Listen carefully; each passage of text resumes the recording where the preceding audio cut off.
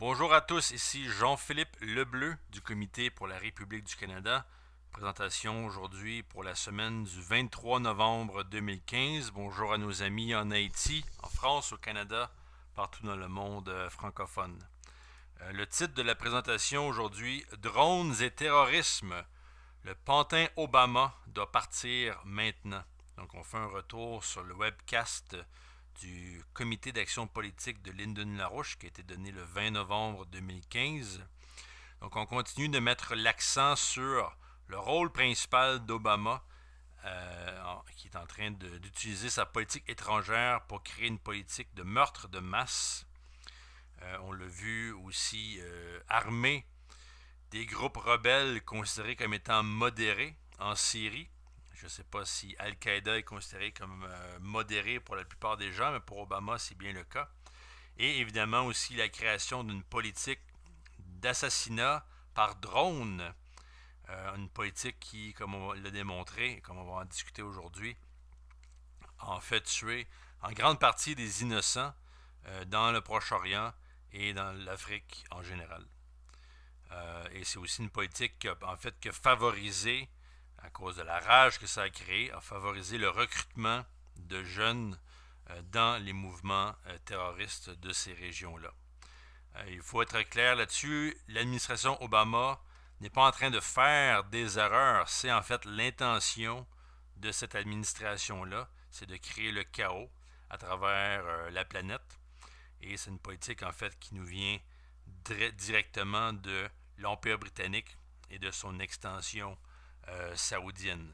Donc aujourd'hui, on va voir l'analyse de M. Lyndon LaRouche et aussi de Mme Helga Tsep-LaRouche qui ont pu discuter avec l'équipe politique du LaRouche PAC durant les derniers jours.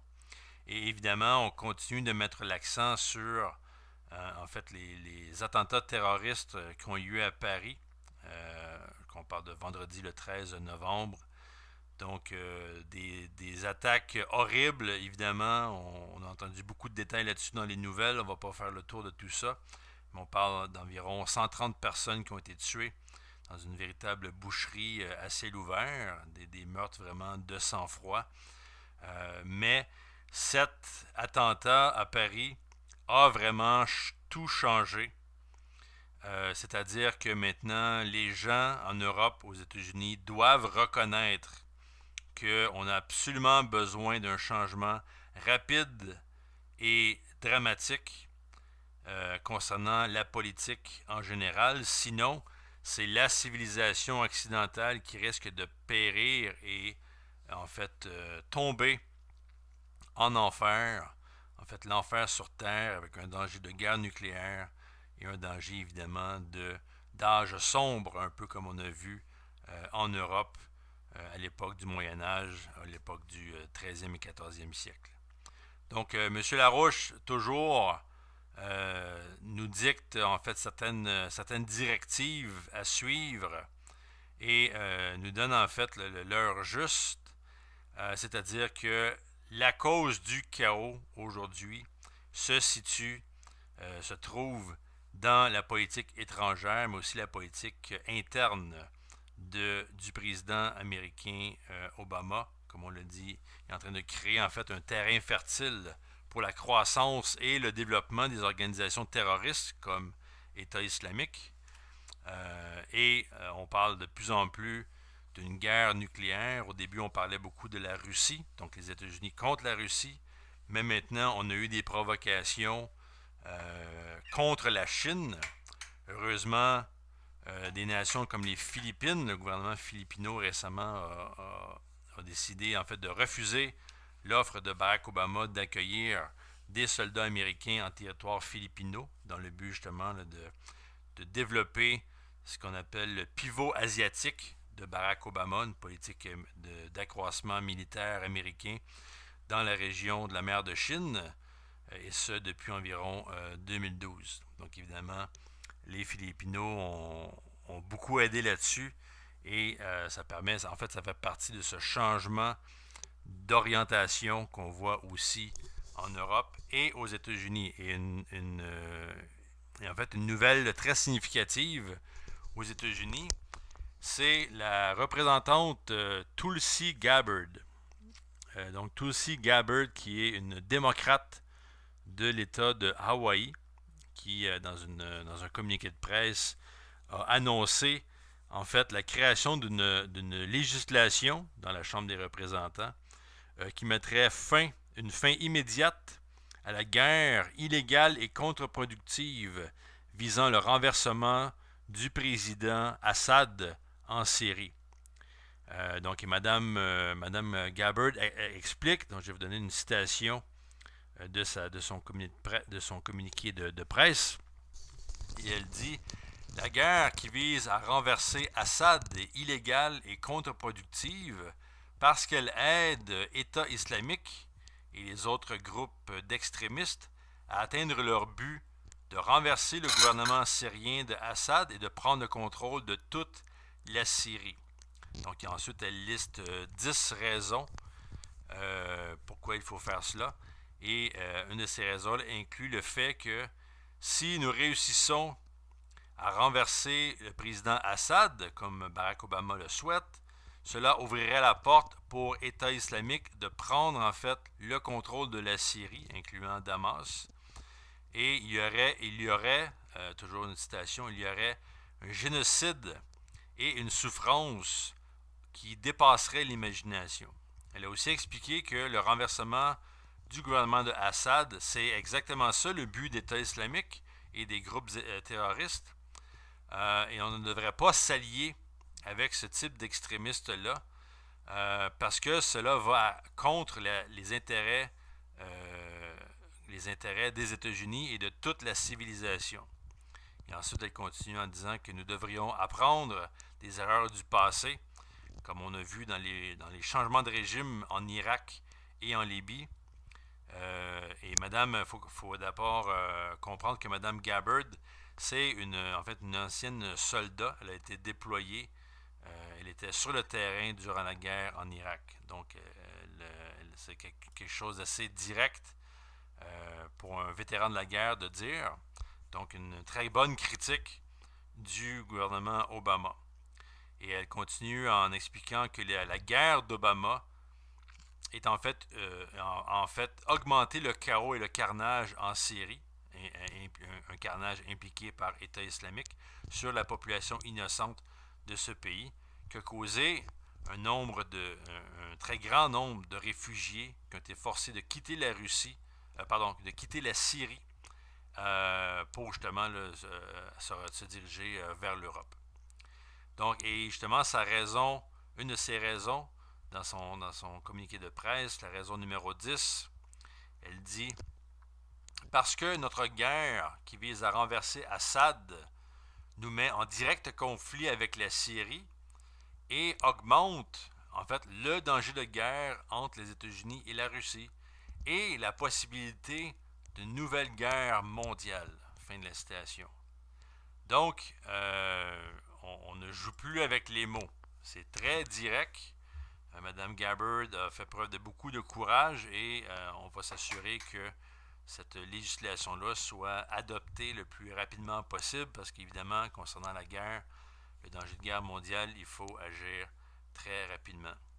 Et pour terminer, la conclusion du texte de Mme Gabbard va comme suit. Elle dit: pour détruire État islamique, il nous faudra des alliances internationales. Si nous sommes sérieux à propos de détruire État islamique et résoudre le problème des réfugiés, il faudra travailler en partenariat avec la Russie, avec la France, avec n'importe qui d'autre qui est sérieux dans le but de détruire État islamique et les organisations extrémistes islamistes affiliées à l'échelle internationale. Le problème est que les États-Unis essaient de renverser le gouvernement syrien de Assad et la Russie appuie le gouvernement de Assad. Donc, il devient impossible pour nous d'avoir une relation de coopération efficace avec la Russie dans notre combat mutuel contre État islamique. Notre focus, notre principale cause est de cette idée de renverser Assad, c'est en fait d'interférer dans notre habileté, dans notre capacité à détruire État islamique. Nous devons mettre fin à cette guerre contre-productive, illégale, du renversement du gouvernement syrien de Assad et nous allier avec tous les pays qui sont volontaires, qui se portent volontaires dans le but de détruire le terrorisme international et de, en fait, ces groupes qui posent, toujours selon Mme Gabbard, une menace réelle pour la civilisation. Donc, et en fait, c'est ce qui nous amène à la question qui a été posée lors du webcast, le webcast du Laroche-Pac. Donc, on a une question institutionnelle qui allait comme suit, qui disait le premier ministre russe Dmitri Medvedev a dit que la meilleure manière de combattre État islamique en Irak, en Syrie ou État islamique, c'est-à-dire la meilleure manière, c'est pour la Russie de s'unir avec l'Occident dans une grande alliance pour détruire cette menace commune. De ce point de vue-là, la Russie est déjà en train de coordonner des frappes aériennes contre État islamique avec la France. Et la question va comme suit. Comment voyez-vous une collaboration plus étroite entre les États-Unis et la Russie dans ce combat pour détruire État islamique et tous les autres groupes qui y sont liés? Et M. Larouche, à son habitude, a été très direct. Il a dit la première chose, c'est qu'il pour détruire État islamique, c'est et de créer ce partenariat avec la Russie, c'est de se débarrasser de Barack Obama. Poutine a réussi à surprendre tout le monde avec son intervention militaire en Syrie au mois de septembre. Et en fait, c'était la seule option qui se présentait pour la Russie. Obama, maintenant, est en train de sombrer et il n'y a pas d'alternative à son retrait, à sa destitution. Cela ne peut plus être remis à plus tard. Nous perdons du temps. Nous sommes sur le point d'un effondrement total du système américain. Donc Obama doit être mis à la porte immédiatement. Nous devons aussi nous débarrasser, toujours selon M. Larouche, de Wall Street et adopter l'approche de Franklin Roosevelt alors qu'il commençait sa politique de la nouvelle donne, le New Deal. Roosevelt avait résolu le problème en quelques semaines après avoir été assermenté à la présidence, en changeant la direction complète du pays après le désastre plutôt que représentait la présidence de Herbert Hoover. Donc tout avait changé en l'espace de quelques années par la suite. Donc l'idée même de totalement détruire Wall Street n'est pas difficile à comprendre pour les gens intelligents. Parce qu'il n'y a absolument rien d'autre qui va fonctionner, toujours selon M. Larouche. Donc, le Congrès est vraiment en train de perdre son temps. Le Congrès hésite, le Congrès a peur. Wall Street doit être mise à la poubelle et une nouvelle opération fédérale doit être lancée afin de reconstruire les États-Unis. N'essayez pas de sauver aucune partie de ce vieux système, de ce système obsolète. Le problème, c'est que la plupart des gens dans le Congrès sont des idiots. Et le président des États-Unis est un criminel. Quand vous avez un criminel qui qui est en charge d'idiots, vous avez vraiment un système qui ne fonctionne pas du tout. Donc, Obama doit être mis à la poubelle et il n'existe pas d'alternative à cela. Toutes les preuves sont là, tous les faits sont là. Mettons Obama à la poubelle, mettons Wall Street à la poubelle, c'est absolument nécessaire. Obama a commis tellement de crimes que le retirer est vraiment chose très facile. On peut par exemple parler de ces sessions, ce qu'on appelle les sessions du mardi.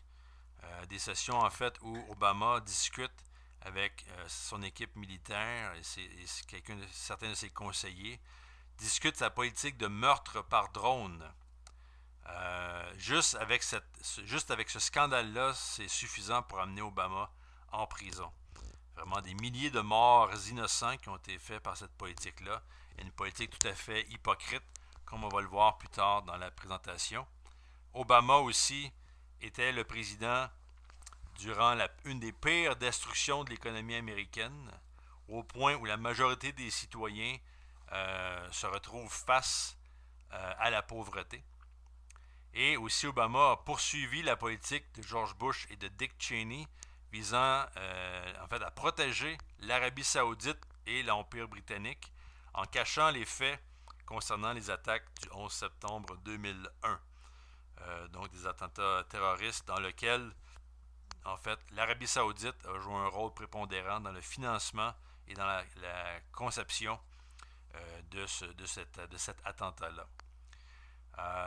Donc aussi, le problème, en fait, concernant Obama, le problème, c'est pas le manque de renseignements ou le manque d'évidence. Le problème, c'est que les membres du Congrès n'ont pas de couilles.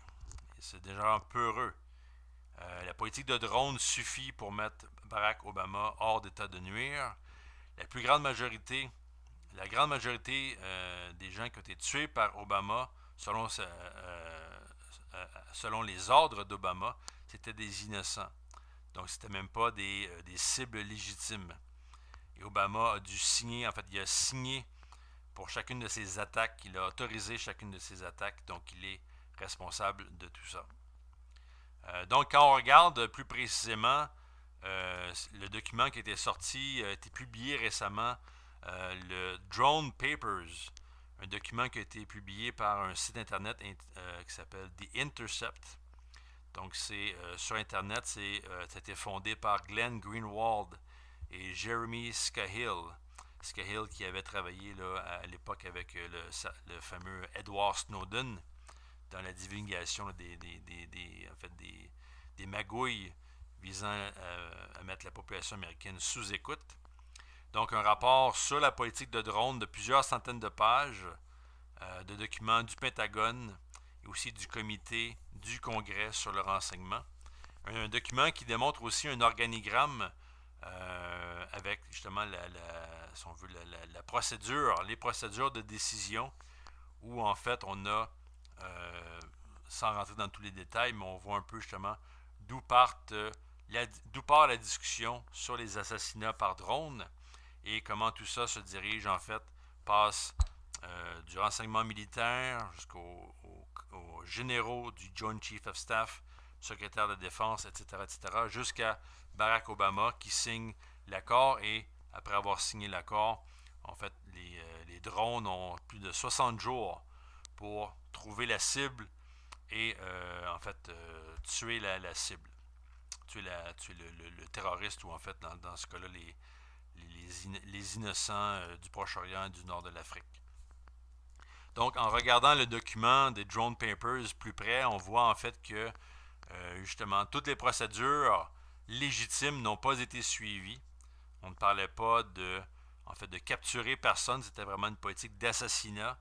En fait, cette politique-là a continué pendant des années. On a mis de côté toutes les directives, les procédures qui auraient dû être suivies selon justement le droit international, selon aussi la politique militaire américaine. Donc vraiment une politique immorale et qui démontre en fait le manque de moralité totale de la présidence de Barack Obama. Et heureusement, ce qui vient d'être publié récemment, c'est qu'on a vu en fait une lettre qui a été adressée au directeur de la CIA, John Brennan, au secrétaire de la Défense, Ashton Carter, et au président Obama.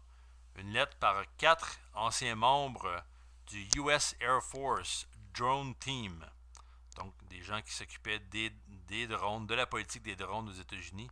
Donc, leur nom, Brandon Bryant, Zion Westmoreland, Stephen Lewis et Michael Haas.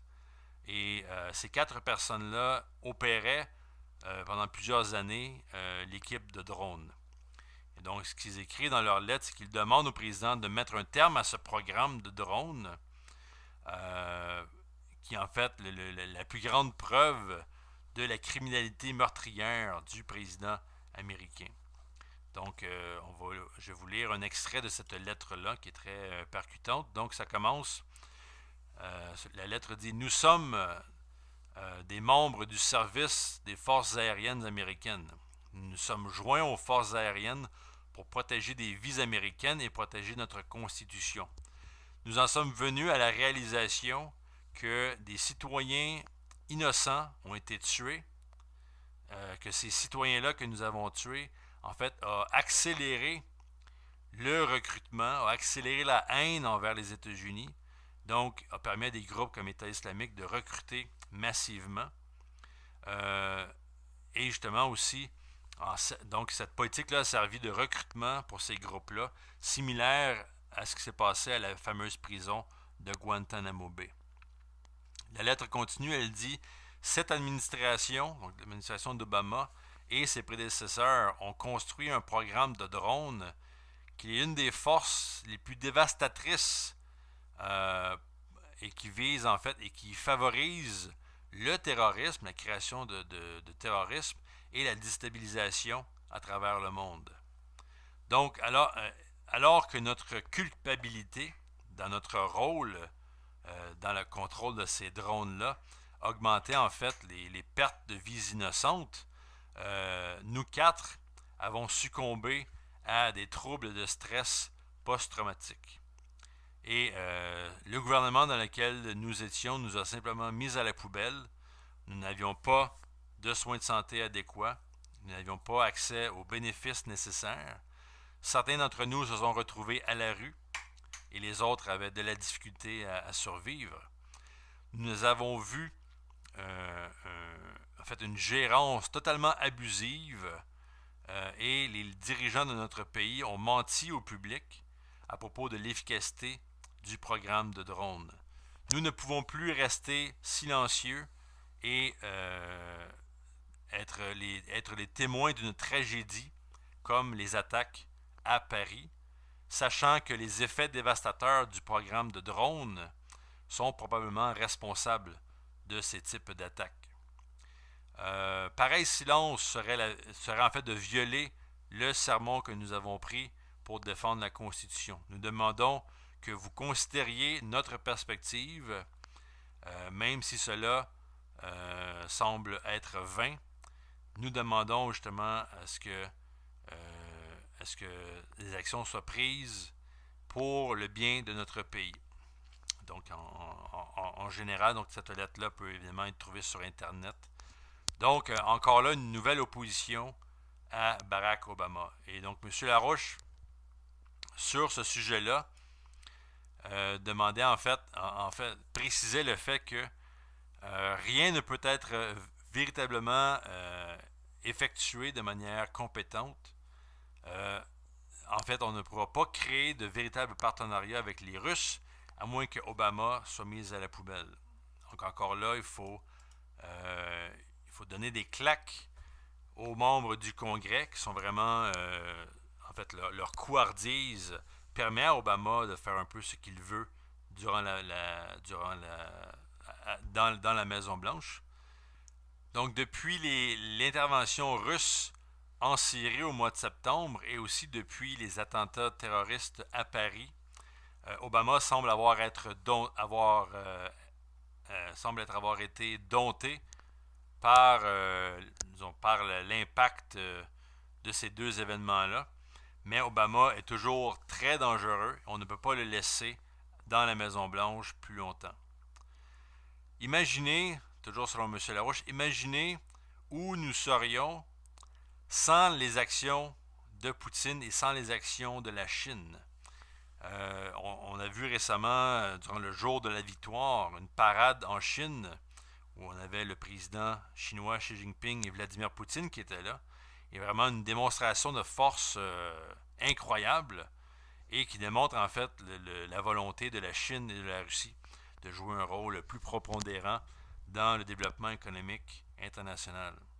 Donc ces deux nations-là, la Chine et la Russie, sont très organisées, elles sont prêtes. Et quand vous regardez au contraire le chaos, la désorganisation en Europe, en France, en Allemagne, on voit une très très grande différence, justement une différence d'intention entre ces deux blocs. Donc Obama doit être destitué, sinon on ne pourra pas sortir de la crise. Donc, ce qui nous amène à Wall Street.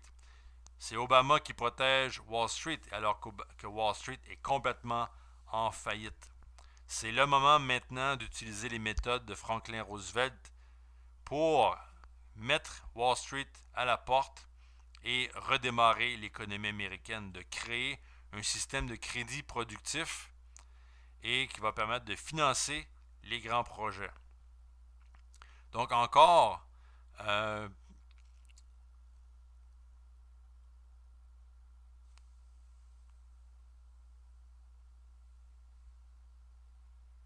donc il est clair que rien ne peut remplacer là, une alliance coordonnée entre les États-Unis et la Russie pour détruire l'État islamique. Et en fait, ça nous rappelle un peu la même approche qu'avaient utilisée les États-Unis et la Russie pour défaire Hitler durant la Deuxième Guerre mondiale. Et donc maintenant, on entend des représentants du militaire américain qui demandent ouvertement à créer cette alliance avec les Russes. Et M. Larouche dit, allons-y sur deux fronts. Donc vous avez la Russie qui intervient en Syrie contre État islamique. Et vous avez les États-Unis qui, eux, interviendraient avec l'invitation du gouvernement irakien cette fois-là, donc interviendraient contre État islamique sur le flanc en Irak. Donc de coincer dans un étau État islamique, de l'entourer et de le détruire. Donc voilà l'analyse de M. Larouche là-dessus. Mais encore là, avec Obama dans les jambes, rien de ça va fonctionner, même qu'on doit craindre en fait d'autres attentats terroristes, comme on a vu à Paris, des attentats qui pourraient se passer dans des grandes villes américaines aussi, New York, Washington, etc. Donc Obama doit quitter maintenant. Et si on se rappelle qu'en France, en fait, il s'agit des deuxièmes attentats terroristes de cette année. Donc on se rappelle les événements du 7 janvier 2015, les fameux événements terroristes au journal Charlie Hebdo. Et à ce moment-là, aux États-Unis, on avait une conférence qui avait été donnée, qui a été menée là, par un ancien sénateur, l'ancien sénateur Robert Graham.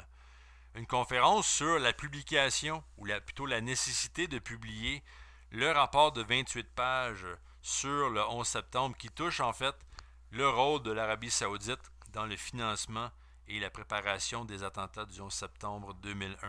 Et à l'époque, c'est-à-dire le 7 janvier 2015, M. Graham avait dit que si nous avions publié le rapport des 28 pages sur l'Arabie saoudite, nous aurions peut-être pu éviter ce qui s'est passé,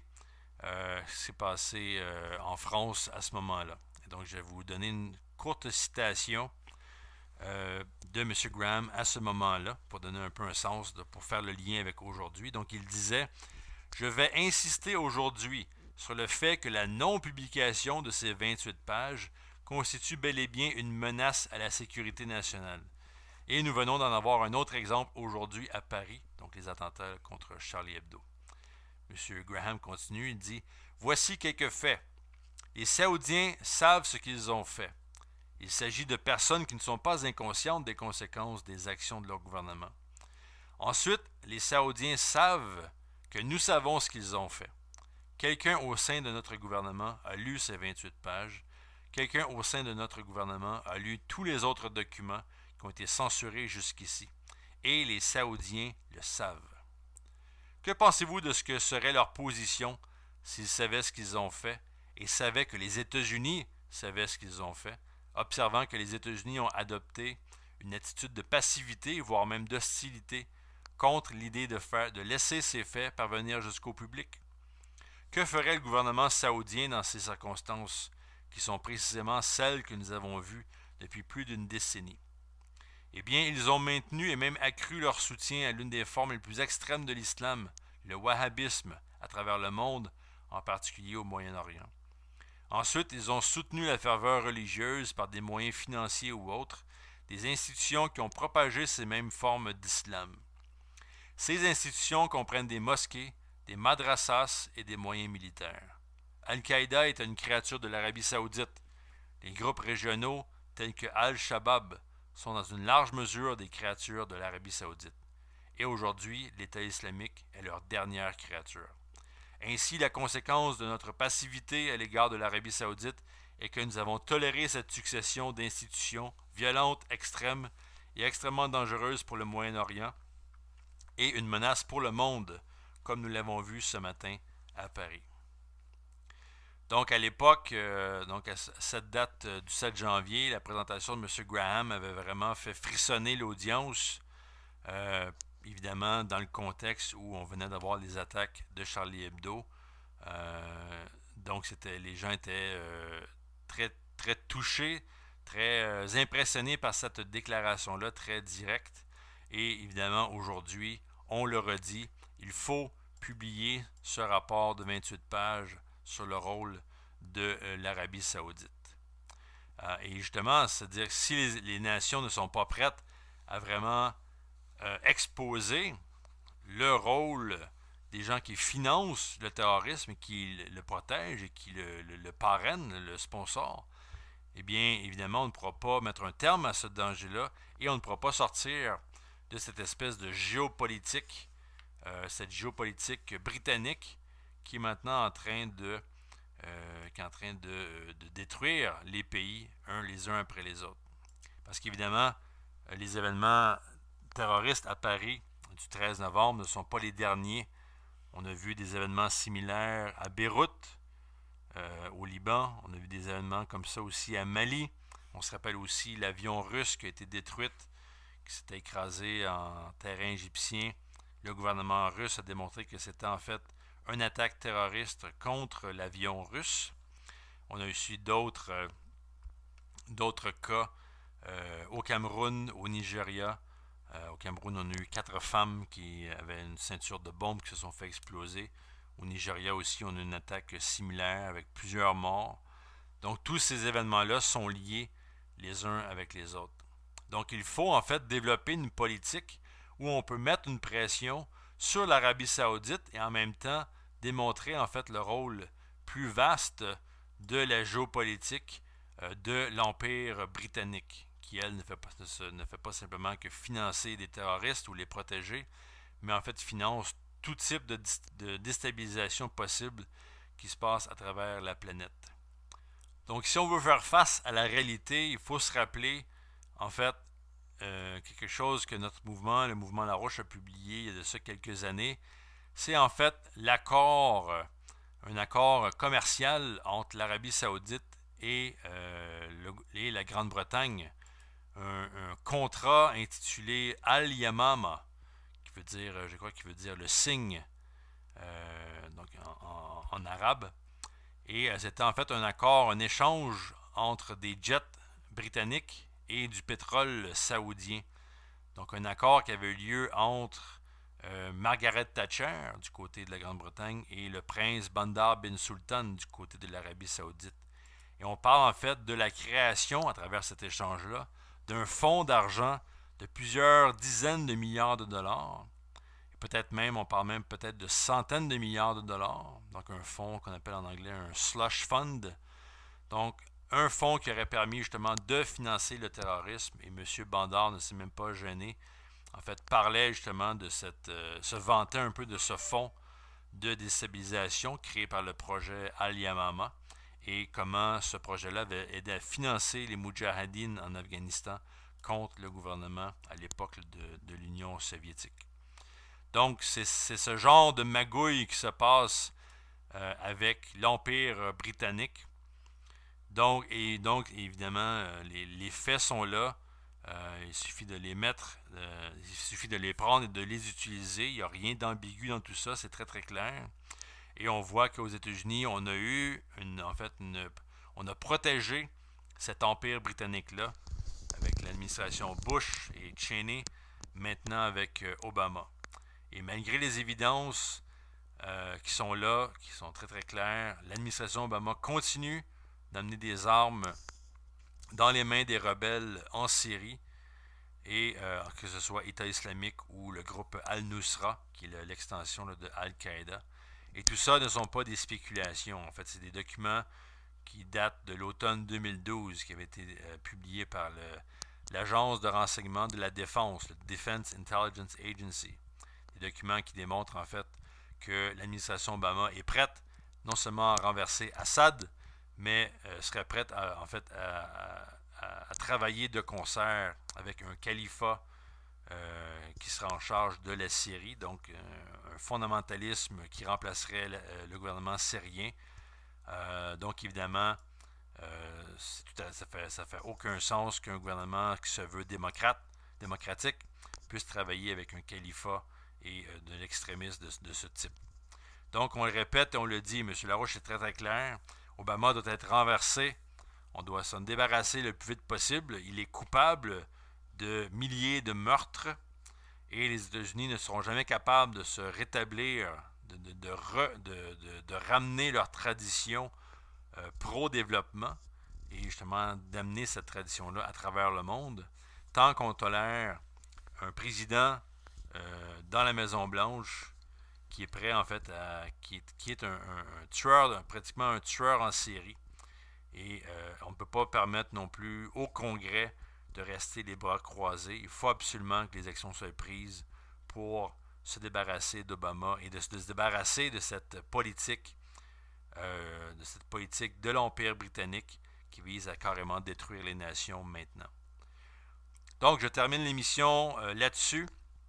Si vous avez des questions, vous pouvez me contacter par mon courriel jplebleu@yahoo.ca. Je vous invite à regarder évidemment la présentation originale en anglais du Larouche PAC, donc larouchepac.com, un site en anglais. Et écoutez, j'espère que vous allez rester à notre écoute. Donc ici Jean-Philippe Lebleu qui vous dit à la semaine prochaine. Une véritable boucherie à ciel ouvert, des meurtres vraiment de sang-froid. Mais cet attentat à Paris a vraiment tout changé. C'est-à-dire que maintenant, les gens en Europe, aux États-Unis, doivent reconnaître qu'on a absolument besoin d'un changement rapide et dramatique concernant la politique en général. Sinon, c'est la civilisation occidentale qui risque de périr et en fait tomber en enfer. En fait, l'enfer sur Terre avec un danger de guerre nucléaire et un danger évidemment d'âge sombre, un peu comme on a vu en Europe à l'époque du Moyen Âge, à l'époque du 13e et 14e siècle. Donc, M. Larouche, toujours, nous dicte en fait certaines directives à suivre et nous donne en fait l'heure juste, c'est-à-dire que la cause du chaos aujourd'hui se trouve dans la politique étrangère, mais aussi la politique interne du président américain Obama. Comme on l'a dit, il est en train de créer en fait un terrain fertile pour la croissance et le développement des organisations terroristes comme État islamique. On parle de plus en plus d'une guerre nucléaire. Au début, on parlait beaucoup de la Russie, donc les États-Unis contre la Russie. Mais maintenant, on a eu des provocations contre la Chine. Heureusement, des nations comme les Philippines, le gouvernement philippino récemment a décidé en fait de refuser l'offre de Barack Obama d'accueillir des soldats américains en territoire philippino dans le but justement de développer ce qu'on appelle le pivot asiatique de Barack Obama, une politique d'accroissement militaire américain dans la région de la mer de Chine, et ce depuis environ 2012. Donc évidemment, les Philippinos ont beaucoup aidé là-dessus et ça fait partie de ce changement d'orientation qu'on voit aussi en Europe et aux États-Unis. Et en fait une nouvelle très significative aux États-Unis. Bonjour à tous, ici Jean-Philippe Lebleu du Comité pour la République du Canada. Présentation aujourd'hui pour la semaine du 23 novembre 2015. Bonjour à nos amis en Haïti, en France, au Canada, partout dans le monde francophone. Le titre de la présentation aujourd'hui, Drones et terrorisme. Le pantin Obama doit partir maintenant. Donc, on fait un retour sur le webcast du comité d'action politique de Lyndon LaRouche qui a été donné le 20 novembre 2015.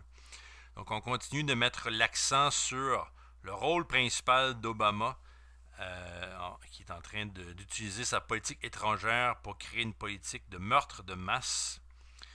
On l'a vu aussi armer des groupes rebelles considérés comme étant modérés en Syrie. Je ne sais pas si Al-Qaïda est considéré comme modéré pour la plupart des gens, mais pour Obama, c'est bien le cas. Et évidemment aussi la création d'une politique d'assassinat par drone. Une politique qui, comme on l'a démontré, comme on va en discuter aujourd'hui, en fait tuer en grande partie des innocents dans le Proche-Orient. C'est la représentante Tulsi Gabbard. Donc Tulsi Gabbard, qui est une démocrate de l'État de Hawaï, qui, dans un communiqué de presse, a annoncé en fait la création d'une législation dans la Chambre des représentants qui mettrait une fin immédiate à la guerre illégale et contre-productive visant le renversement du président Assad en Syrie. Donc, Madame Gabbard explique, donc je vais vous donner une citation de son communiqué de presse, et elle dit: la guerre qui vise à renverser Assad est illégale et contre-productive parce qu'elle aide État islamique et les autres groupes d'extrémistes à atteindre leur but de renverser le gouvernement syrien de Assad et de prendre le contrôle de toute la Syrie. Donc ensuite, elle liste 10 raisons pourquoi il faut faire cela. Et une de ces raisons inclut le fait que si nous réussissons à renverser le président Assad et dans l'Afrique en général. Et c'est aussi une politique qui a favorisé, à cause de la rage que ça a créé, a favorisé le recrutement de jeunes dans les mouvements terroristes de ces régions-là. Il faut être clair là-dessus, l'administration Obama n'est pas en train de faire des erreurs, c'est en fait l'intention de cette administration-là, c'est de créer le chaos à travers la planète. Et c'est une politique en fait qui nous vient directement de l'Empire britannique et de son extension saoudienne. Donc aujourd'hui, on va voir l'analyse de M. Lyndon LaRouche et aussi de Mme Helga Tsep-LaRouche qui ont pu discuter avec l'équipe politique du LaRouche PAC durant les derniers jours. Et évidemment, on continue de mettre l'accent sur en fait les attentats terroristes qui ont eu lieu à Paris, qu'on parle de vendredi le 13 novembre. Donc, des attaques horribles, évidemment. On a entendu beaucoup de détails là-dessus dans les nouvelles. On ne va pas faire le tour de tout ça. Mais on parle d'environ 130 personnes qui ont été tuées